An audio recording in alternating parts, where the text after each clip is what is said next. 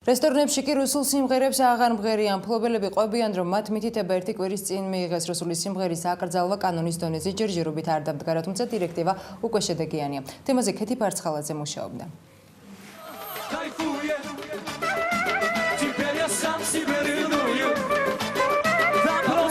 რუსულ სიმღერებს რესტორნებში ვეღარ მოისმენთ. შეკვეთას მუსიკოსები აღარ იღებენ. რესტორნების მეპატრონეები ოფიციალურ კომენტარს არ აკეთებენ, თუმცა პირად საუბრებში ადასტურებენ, რომ ერთი კვირის წინ მათ ამის ბრძანება მიიღეს და ემორჩილებიან კიდეც. გაფრთხილებული ვართ ესე. რომ ბიჭებმა თბილისიდან დაურეკენ, ქუთაისში ამოდენი მუსიკოსებმა დაურეკენ, არ იმღერათ რუსულები. ჩვენ გაფრთხილებული ვართ კატეგორიულად. რესტორნის მეპატრონეები არც იმაზე საუბრობენ, თუ ვის ბრძანებას ემორჩილებიან. გაზეთი ალია რესტორნის კონფიდენციალურ მეპატრონეზე დაყრდნობით წერს, რომ ამ დირექტივის გამოსაცხადებლად რესტორნის მფლობელების შემოსავლების სამსახურის უფროსმა გიორგი ცხაკაიამ სპეციალურად შეკრიბა. თან გამოუცხადა, რომ ეს ბრძანება უნდა შესრულდეს და მითითების შესახებ არ უნდა გახმაურდეს.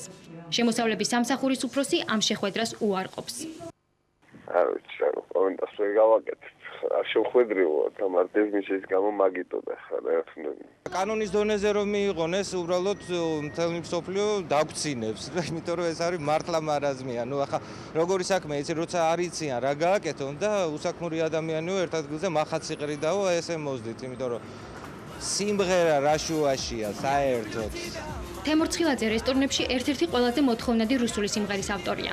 მუსიკოსი რუსული შესრულების რესტორანში აკრძალვას მარაზმს უწოდებს და ყვება, რომ რამდენიმე დღის წინ ერთ-ერთ რესტორანში საკუთარი რუსული სიმღერის შესრულებაზე მასაც უარი უთხრეს.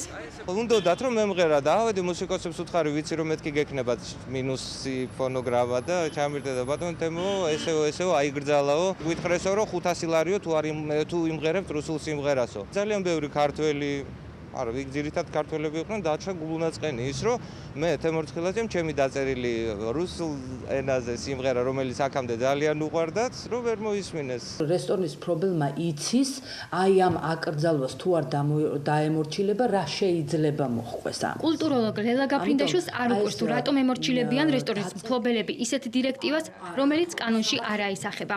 თუმცა ამბობს, რომ ამის სახელმწიფოს მხრიდან რეგულირება დაუშვებელია და საზოგადოებას წესით ამაზე პროტესტი უნდა გაუჩნდეს. შეიძლება ეს იყოს საზოგადოების განსჯის საგანი, აი თქვათ, საზოგადოებამ გამოიჩინოს მგრძნობელობა, რეზისტენცია ამ საკითხის მიმართ, იმიტომ რომ თავისთავად რაღაცა პათოლოგიური არის იმაში, რომ შენი დამპყრობელი ქვეყნის ენაზე, თქვათ, სიმღერა მოგწონს, ხო? მაგრამ ყველაფერს უდევს აუდის, ასე ვთქვათ, ცენზურის სუნი. ამას ვერ ავკრძალავთ, ხო?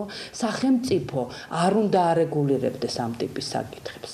რუსულის მიმართ ბრძოლის კიდევ ერთი გამოვლინება ამჯერად მართალია არა პირდაპირ, მაგრამ შედეგიანია. რესტორნებში რუსულ სიმღერებს აღარ ასრულებენ.